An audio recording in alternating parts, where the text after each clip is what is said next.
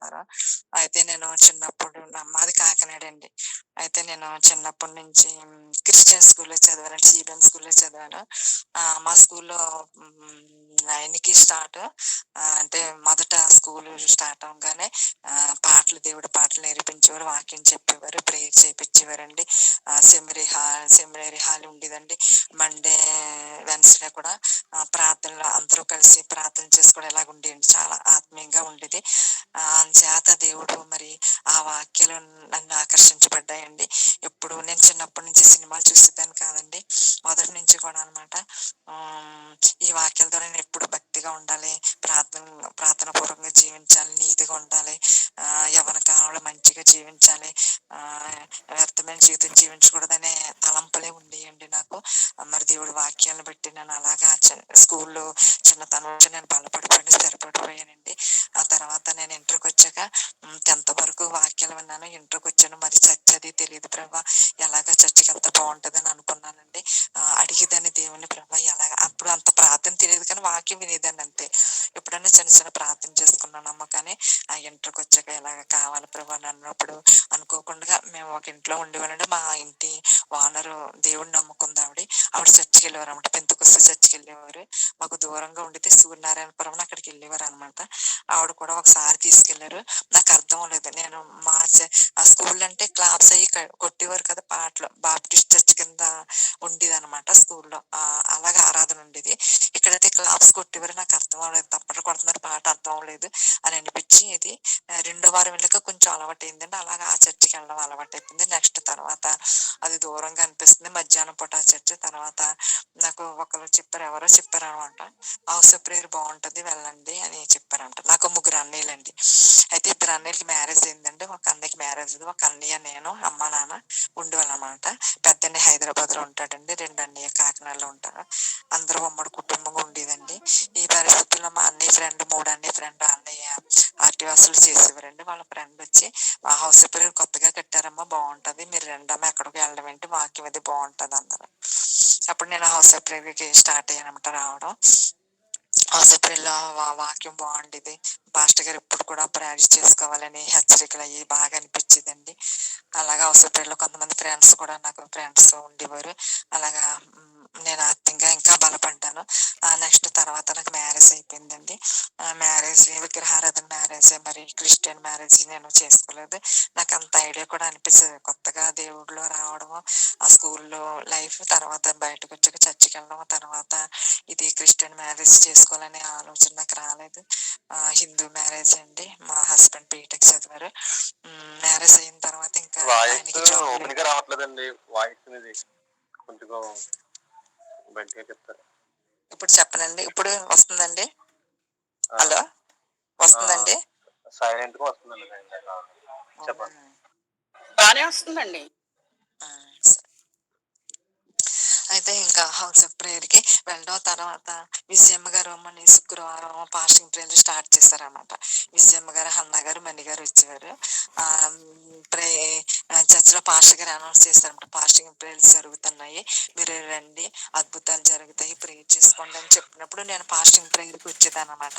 అప్పటికి మ్యారేజ్ అయిపోయింది. నాకు 93లో మ్యారేజ్ అయిందండి. 94లో ఒక బాబు పుట్టాడండి. పాస్టర్ గారు చెప్పారండి, మ్యారేజ్ అవ్వకముందు మీరు ప్రేయర్ చేసుకోండి, చక్కటి పిల్లలు పుడతారని చెప్పేవారు. ఆ మ్యారేజ్ అవ్వకముందే చక్కటి కావాలి ప్రభా అని అడిగేదానండి. అలాగే బాబు పుట్టాడండి. చాలా బాగుంటాడు అనమాట.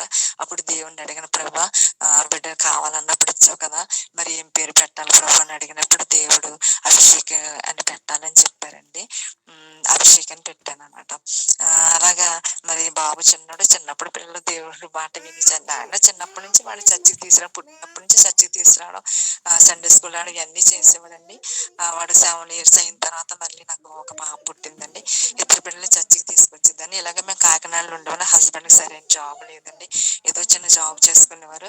ఆ తర్వాత పాప పుట్టిన తర్వాత ఇంకా ఆయన హైదరాబాద్ జాబ్ చేసుకుందని వచ్చారు. వచ్చాక నేను అమ్మ వాళ్ళ దగ్గర ఉండేదండి. తర్వాత ఇంకా అందరూ తిట్టేవారు, అన్నీకి మ్యారేజ్ అవ్వాలి, నువ్వు అన్ని దగ్గరే ఉంటే ఎలాగుంటది అంటే ఇంకా మేము వేరే ఇంటికి వచ్చామండి. ఆ ప్రతాప్ నగర్ ఉండేవాళ్ళం. ఆ ప్రతాప్ నగర్ మేము ఉంటున్నప్పుడు మా ఇంటి ఎదురుండే విజయమ్మ గారు ఉండేవారు అనమాట. అనమాట. అప్పుడు విజయమ్మ గారు నాకు మ్యారేజ్ నుంచి తెలుసు.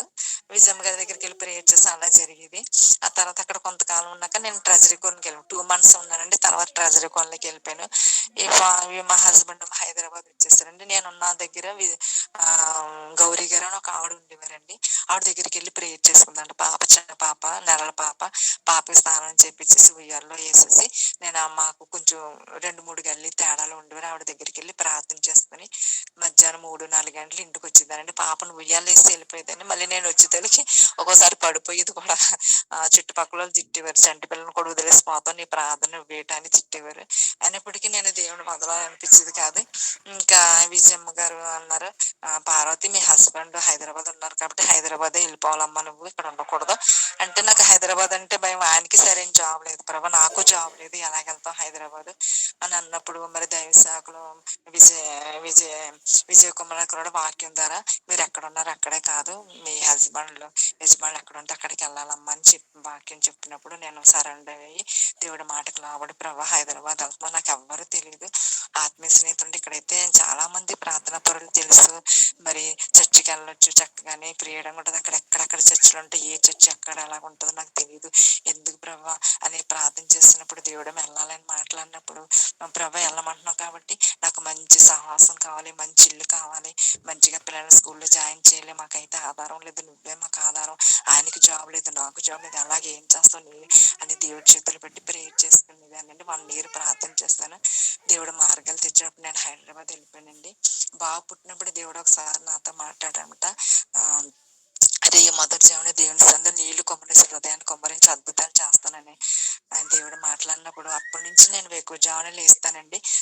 జామున 4 గంటలకు 3 గంటలు వేసి ప్రేయర్ చేసుకోవడం ఇంకెలాగ ఉండేది నా పరిస్థితి. అయితే మేము ఇక్కడికి మా బంధువులు వీళ్ళ పరిస్థితి బాగాలేదని కొంత అమౌంట్ మాకు హెల్ప్ చేసి ఆర్థికంగాని హైదరాబాద్ తీసుకొచ్చారండి. ఒక ఇల్లు రెంట్కి తీసుకుని పిల్లలండి బాబుని స్కూల్లో చేసి పాప 1 year పాప అండి, 1 year కంప్లీట్ అయింది. పాపని తీసుకుని వచ్చాను. అలాగ ఉండేది. పిల్లల్ని చర్చికి తీసుకెళ్ళి బాగా ప్రార్థన నడిపించేవాళ్ళు.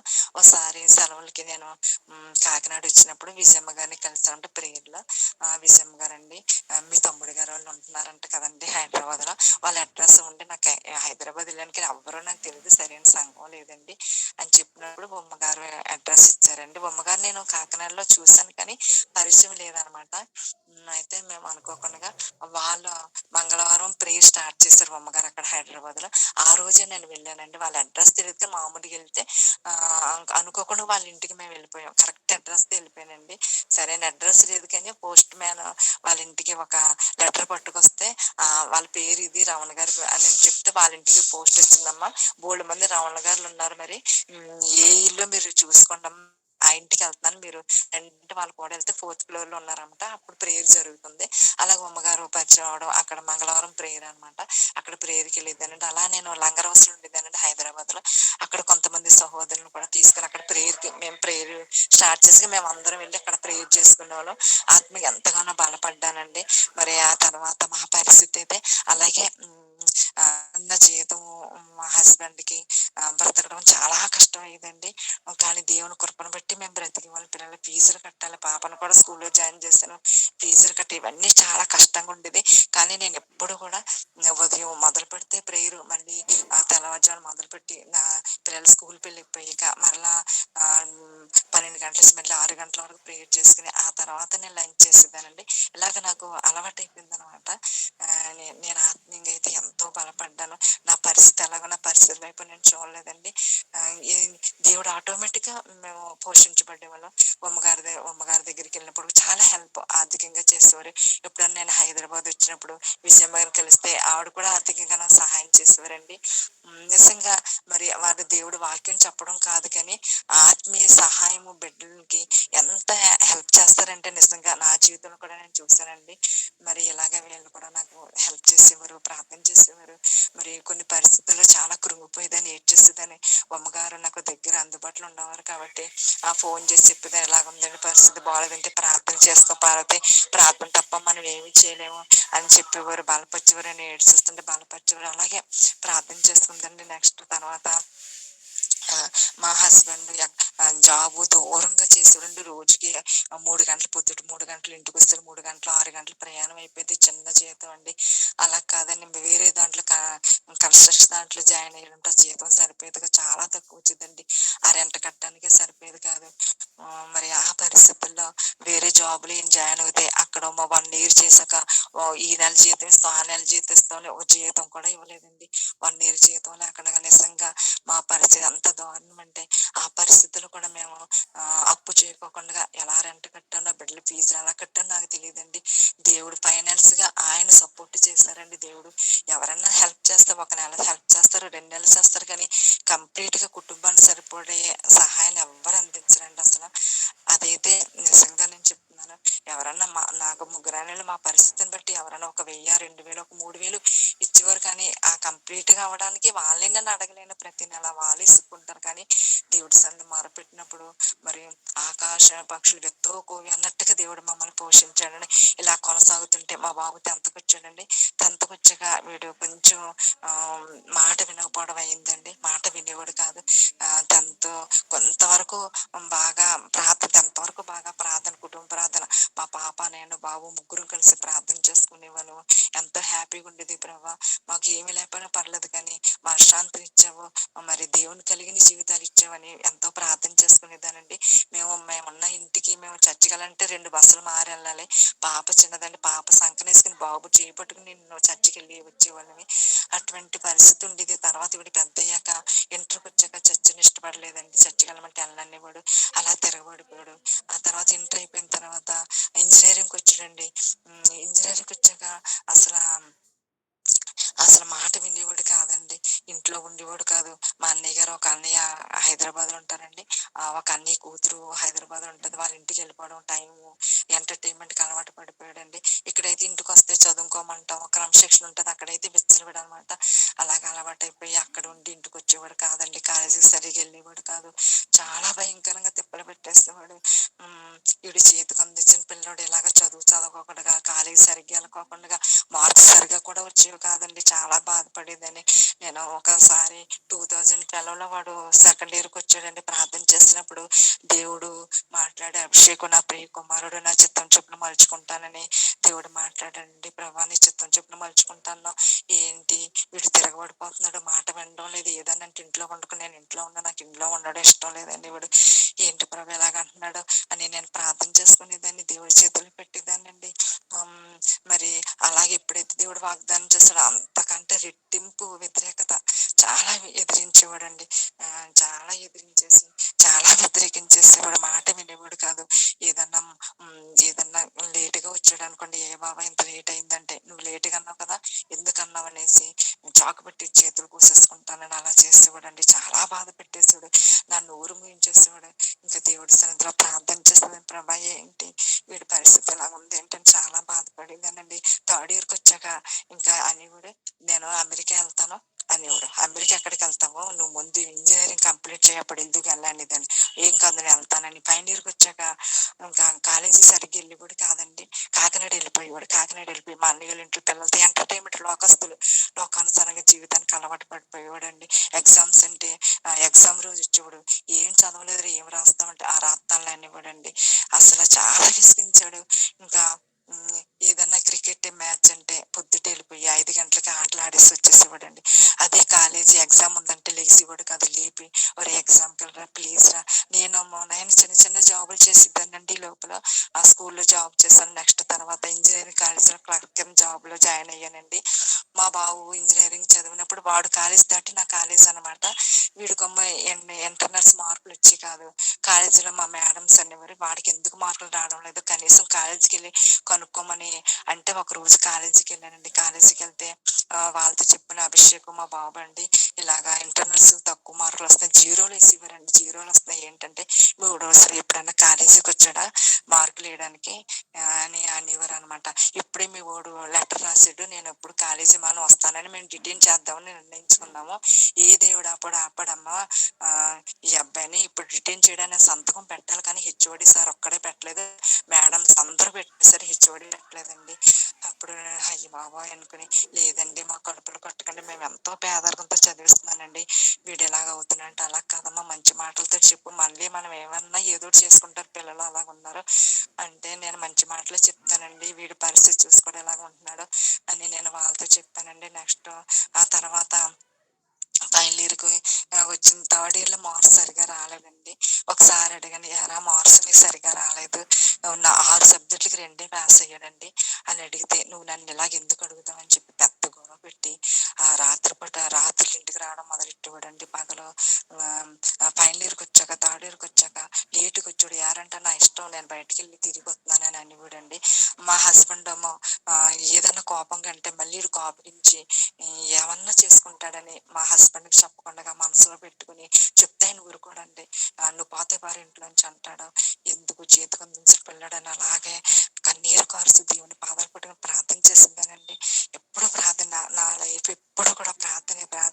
కాలేజీలో జాబ్ చేసేదాన్ని, కాలేజీలో ఏం పని ఉండేది కాదండి, ఒక్క రూమ్ లో నేను ఉండేదానండి. ఆ రూమ్ లో నేను 8కి స్టార్ట్ అయ్యేదాన్ని, 8 నుంచి మళ్ళీ ఇంటికి వచ్చే వరకు 5 గంటలకి ఇంటికి వస్తానండి. మళ్ళీ 5 గంటల ఇంటికి రాని కాళ్ళు చేతులు మొఖం కడుక్కొని మళ్ళా 1 గంట ప్రేయర్ చేసుకుని ఆ తర్వాత నా పనులు మొదలు పెట్టిందండి. అలాగా రొటీన్ లైఫ్ అయిపోయింది. దేవుడితో నేను ఐక్యమైపోయానండి. దేవుడిలో నేను ఇంకా లీనమైపోయానంటే వాడు ఏం చేసినా పట్టించుకోకుండా ఏడుపు వచ్చేసి చాలా ఏడ్చేదానండి.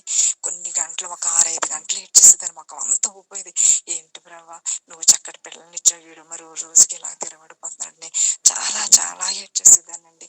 ఒక 6 గంటలు 5 గంటలు ఏడ్చాక ఆ రోజు నా బాధ అంతా తీరిపోయింది. మళ్ళీ మరుసటి రోజు గుర్తుకొచ్చేది, ఈడు ఎలాగైపోయాడు ఏంటని. ప్రభా, నా పేగులన్నీ మార్చేసాను, నేను తినకుండా పాస్ట్ మీద ప్రేయర్ చేస్తున్నాను, నా పేగులను ప్రశ్నిస్తున్నాను, నా పేగులన్నీ మార్చేసావు మమ్మల్ని, ఏంటి నీ కొడుకు ఏమయ్యాడని నా పేగులు అడుగుతున్నాయి ప్రభా, నన్ను ప్రశ్నిస్తున్నా. ఏం చెయ్యాలి ఈ పరిస్థితుల్లో, సిగ్గేస్తుంది ప్రభా, నా బాడీకి నేను ఏం చెప్పగాలి. ఈ చేతులతో పెంచాను అయ్యా, అల్లారం బుద్ధిగా పెంచాను, నాకు కడుపులో పేగులన్నీ మార్చి చదివించాను కదా ప్రభా, ఇలాగైపోయాడంటేనే ఎప్పుడు ప్రార్థన చేసేదానండి.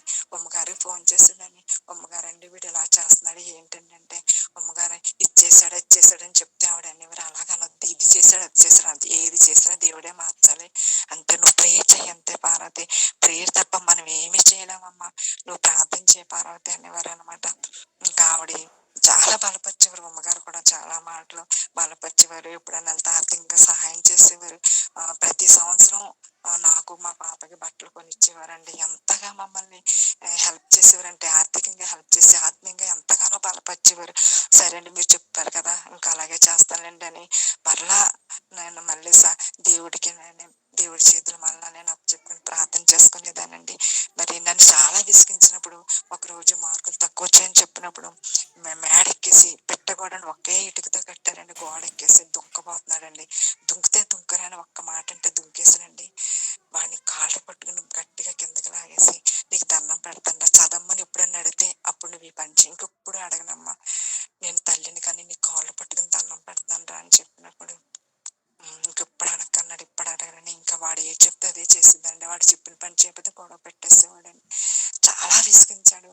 తర్వాత ఫైనల్ ఇయర్కి వచ్చాక అమెరికా వెళ్ళిపోతాను, అమెరికా ఎలాగ వెళ్ళిపోతావు, నువ్వు వెళ్ళలేవరా, నువ్వు ఏదైనా ఉద్యోగం చేయబావు అంటే ఉద్యోగం చేసేవాడు కదండి. ఈ లోపల మా హస్బెండ్ కి ఒంట్లో బాగాలేదండి, ఏదో జాబ్ చేసి సెల్ ఫోన్ ట్రాన్స్ఫర్ జాబ్ వచ్చిందండి. ఆయన 6 సంవత్సరాలు 7 సంవత్సరాలు చేశారు. ఏమో 24 hours జాబ్ లో ఉండాలండి. ఎప్పుడు కరెంట్ పని ఏది పోయినా ఆ జనరేటర్ ఆన్ చేయడం, ఎలాంటిది 7 అంతస్తులు 8 అంతస్తులు ఎక్కాలండి. ఒక్కోసారి లిఫ్ట్లు ఉండేవి కదండి, అంతస్తులు ఎక్కి వర్క్ చేయాలి, భయంకరమైన పని. చదివిందేమో బీటెక్ కానీ సరైన జాబ్ లేదు. ఈ పరిస్థితుల్లో ఆయనకి చెయ్య కాలు లాగేస్తుంది, కుడి కాలు లాగేస్తుంది అనేవాడు. నేనేమో కాలేజీకి వెళ్ళిపోదాన్ని, పొద్దుట వెళ్ళిపోదాన్ని, సాయంత్రానికి వచ్చేదాన్ని. ఒక రోజు అభిషేక్ ఊరు వెళ్ళిపోయండి, ఒక రోజు కాకినాడ వచ్చాడు, ఏదో IELTS ఎగ్జామ్ రాస్తానని వచ్చాడండి. ఈ లోపల ఈయన బయటికి వెళ్ళి వచ్చి భోజనం చేసి, అభిషేక్ నాకు చెయ్య కాలు లాగుతుందిరా, కొంచెం ఆసుపత్రికి తీసుకెళ్ళగలవా అంటే, తీసుకెళ్తాను నాన్న అని చెప్పి బండి మీద మెల్లగా తీసుకెళ్ళండి, మెల్లగా మా ఇంటి పక్కన ఉందండి హాస్పిటల్, అక్కడికి వెళ్తే ఇది హార్ట్ అటాక్ అని చెప్పారండి. వెంటనే అక్కడ దూరం హాస్పిటల్కి వెంటనే అంబులెన్స్ లో పంపించేశారు.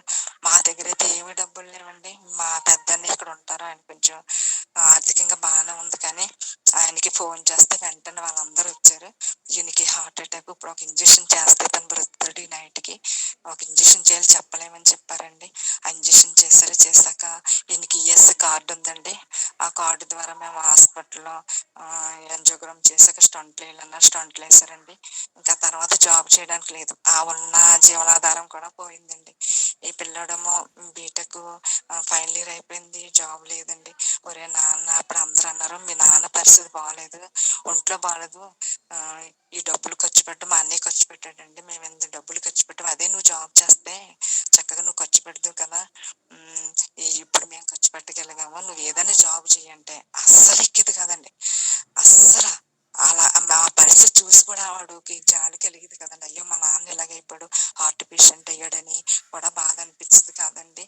ఎంత భయంకరంగా అంటే ఒంట్లో బాగోపోయినా ఆసుపత్రిలో ఉన్నా వచ్చి క్యారేజ్ అంతా ఎలాంటి హెల్ప్ చేసేవాడు కాదు. నేనే కాలేజీకి వెళ్ళి వచ్చి మళ్ళీ క్యారేజ్ హాస్పిటల్ క్యారేజ్ అందించి ఇంటికి వస్తారు. రాత్రి 10, 11 అయింది.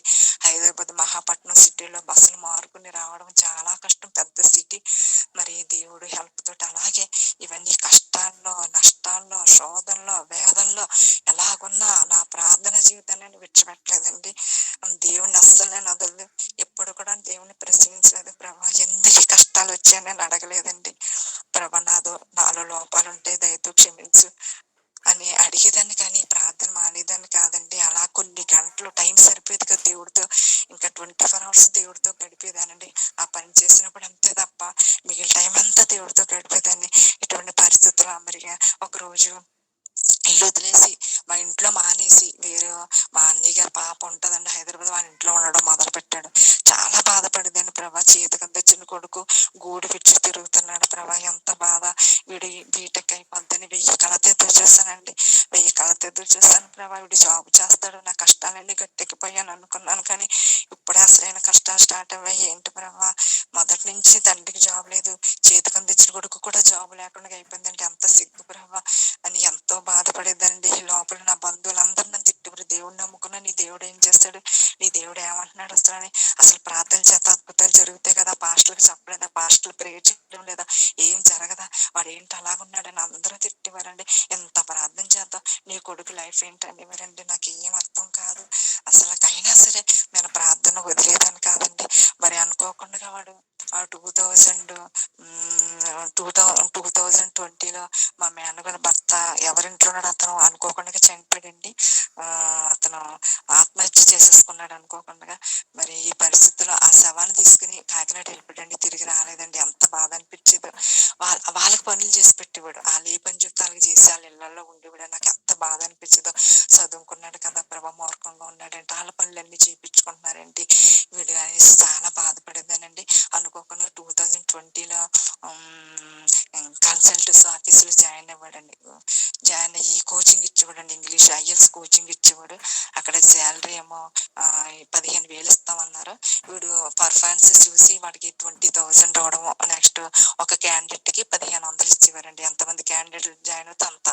అలాగా పిల్లలకి మంచిగా చెప్పడం, ఆ నాలెడ్జ్ దేవుడు పెట్టడమో నాకు తెలియదు, కానీ వీడు ఎలా చదువుతున్నా తిన్నా మంచిగానే చదివాడు. తర్వాత చదువు నార్మల్ స్టూడెంట్ అయిపోయాడు. నెక్స్ట్ తర్వాత ఐఎల్స్ కోచింగ్ ఇవన్నీ ఎంతో అద్భుతంగా అండి ఆ కోచింగ్ చెప్పడంతో. మరి హలో, ఆ కోచింగ్ చెప్పాడండి. తర్వాత నెక్స్ట్ 2021లోని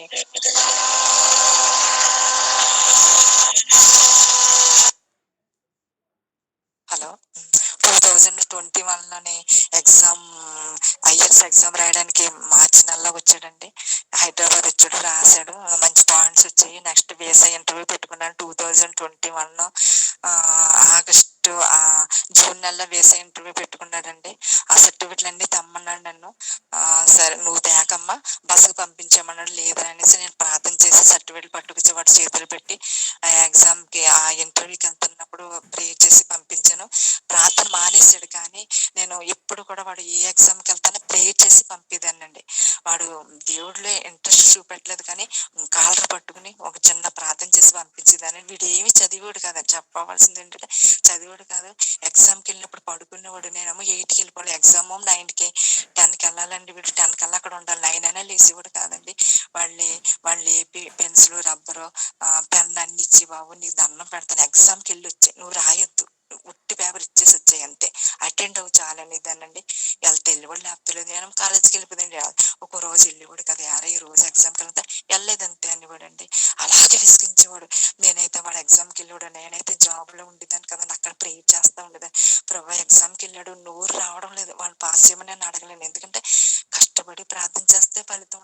చదువుకోకుండా వాడు పాస్ అయ్యి నన్ను అడగలేను ప్రభా, నీ చేతిలో పెట్టాను ప్రభా అని అడిగేదానండి. దేవుణ్ణి అలా ప్రార్థన చేసేదాన్ని. మరి అనుకోకుండా 1 ఇయర్ వేస్ట్ అయింది కానీ కంప్లీట్ అయిపోయింది బీటెక్.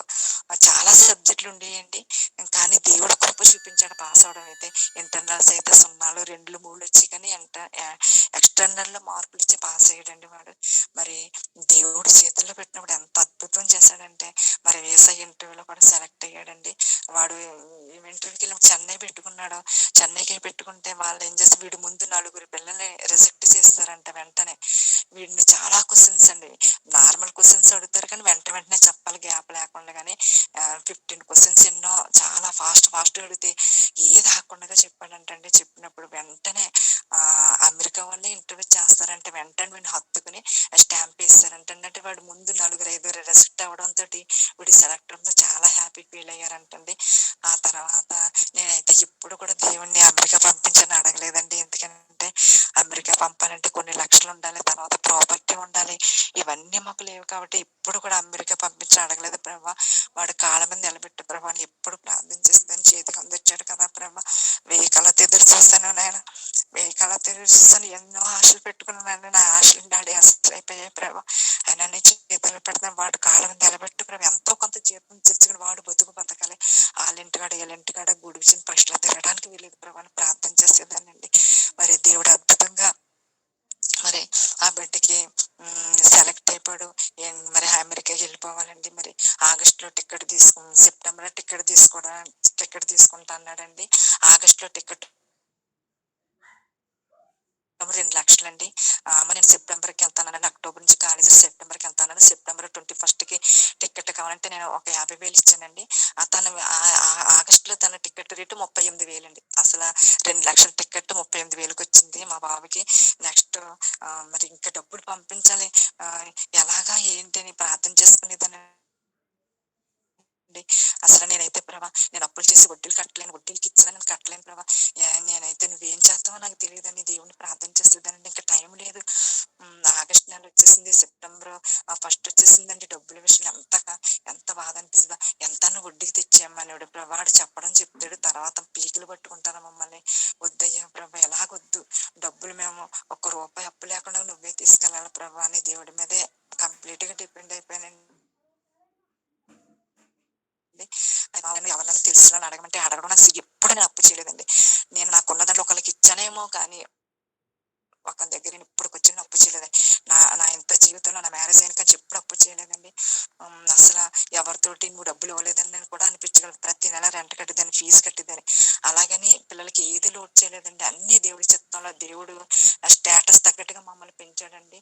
మేము డబుల్ బెడ్రూమ్ లో ఉండేవాళ్ళం, రెంట్ కూడా ఎక్కువే, వచ్చే జీవితం తక్కువ, రెంట్లు ఎక్కువ, ఖర్చు ఎక్కువ, అవన్నీ కూడా దేవుడే చూసుకున్నాడండి ఇంతవరకు. మరి ఇప్పటికీ కూడా సరైన జాబ్ లేదు. తర్వాత ఫస్ట్ చేసిన స్టంట్ మా హస్బెండ్ కి సెట్ అవ్వలేదు, రెండోసారి నొప్పి వచ్చిందండి. ఆ తర్వాత హాస్పిటల్కి వెళ్తే 2 స్టంట్లు వేయాలి, వేసిన స్టంట్ బరస్ట్ అయిపోయింది, ఇంకో స్టంట్ కూడా వేయాలని చెప్పారు.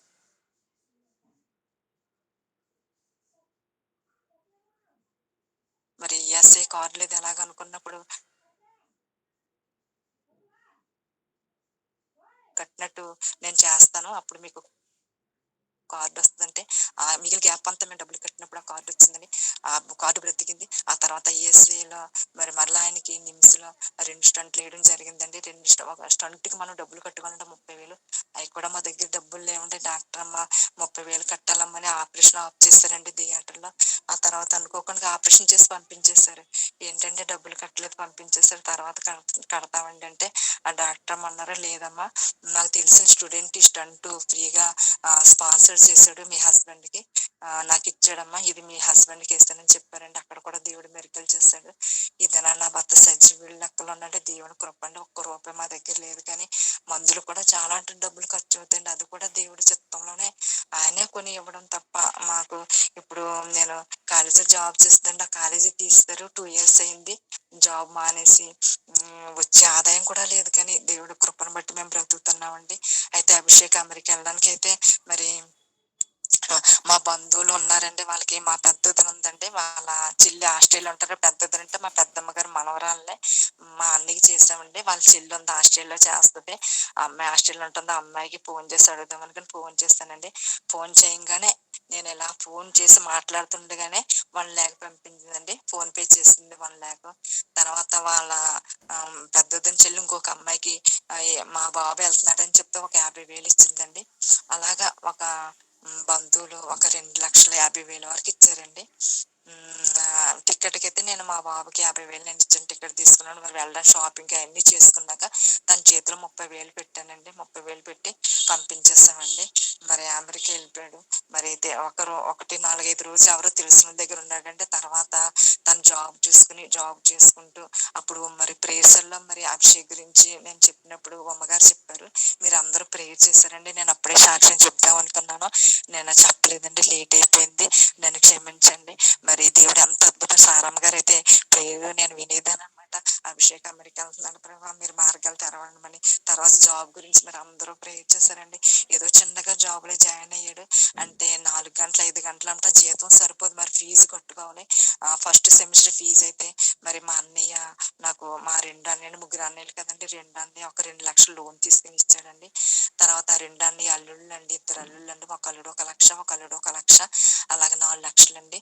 ఒక్క రూపాయి కూడా నేను వడ్డీకి తేలేదండి. మరి దేవుడు ఎంత అద్భుతం అంటే 4 లక్షల ఫీజుకి మేము డిసెంబర్ నెలలో పంపించాము. తర్వాత తను జాబ్ చేసుకుంటూ ఇప్పుడైతే ఒక మంచి హోటల్లో చేస్తున్నాడండి. పేజా హోటల్ అనమాట. పిజ్జాలు ఆర్డర్లు ఇస్తే వెళ్ళి ఇస్తాడండి. నెక్స్ట్ మళ్ళీ పిజ్జాల హోటల్లో కూడా చేస్తూ ఉంటాడు. హోటల్ మేనేజర్ కింద జాబ్ ఇచ్చారంటండి. అప్పుడే 3-4 నెలలు బట్టి జాయిన్ అయ్యాడు. నెక్స్ట్ ఏంటంటే ఇప్పుడు మా పరిస్థితి బాగలేదు కదా అమ్మ, నాన్నకు బాగోదు కదా, నాన్న ఏం ఉద్యోగం చేస్తాడు, ఇప్పుడు ఏం చేయలేడు, నేనే డబ్బులు పంపిస్తానని 4-5 నెలలు బట్టి తనే మాకు డబ్బులు పంపిస్తాను. 30,000 40,000 అలా పంపుతున్నాడండి.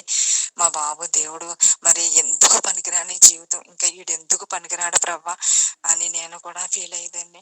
మరి అటువంటి పరిస్థితుల్లో దేవుడి చేతుల్లో తీసుకుని వీడు అమెరికా వెళ్ళడం, మరి రాత్రులంతా పడుకుని పగలంతా మెలిగికుండా ఆటలాడుతూ ఉండేవాడండి. ఇటువంటి పరిస్థితుల్లో దేవుడు ఒక ఉన్నతమైన నేను ఊహించుకోలేదు. తీసుకెళ్ళమని అయితే నేను అడగలేదు, కానీ అద్భుతంగా ఒక మంచి ప్రదేశాన్ని తీసుకెళ్ళాడండి దేవుడు. మరి ఇంత గొప్ప కార్యం చేసిన దేవుడికి అసలు ఏమి ఇచ్చి నా రుణాన్ని తీర్చుకోవాలో నాకు అర్థం కాదు. కానీ నేనైతే ఎప్పుడు కూడా ఎక్కడికి వెళ్ళా ఎవరికైనా దేవుడి గురించే చెప్తానండి. మీరు దేవుడిని నమ్ముకోండి, నమ్ముకోవడం కాదు, ప్రార్థన చేసుకోవాలి, వాక్యానుసారి జీవితం ఉండాలని మాత్రం ఈ మాటలు నేను ఎప్పుడు చెప్తా ఉంటాను. నా టైం కూడా వేస్ట్ అయిన అనేకుల గురికి ఈ ప్రార్థన అసలు ఎవరి గురించి చెప్తే వారందరి గురించి ఎప్పుడు ప్రార్థన చేస్తూ ఉంటానండి. అలా నాకు తెలిసిన వాళ్ళు ఎవరైతే ఏ అవసరంతో వారి గురించి పట్టుదలగా చేస్తూ ఉంటాను ప్రార్థన. ఈ మధ్య కాలంలోనే నేను స్కూల్లో జాయిన్ అయ్యానండి. జూలై 18th స్కూల్లో జాబ్ బాగుంటదనేసి స్కూల్లో జాబ్ లో జాయిన్ అయ్యాను. కానీ ఒక వారం వెళ్ళానండి. వెళ్ళాను కానీ నాకు బాధ, ప్రభా ప్రార్థనలో తెగిపోయానంటే అక్కడ కాలేజీలో అయితే ప్రేయర్ కి నాకు టైం ఉండేది, ఇక్కడైతే ప్రేయర్ చేస్తాను లేదు.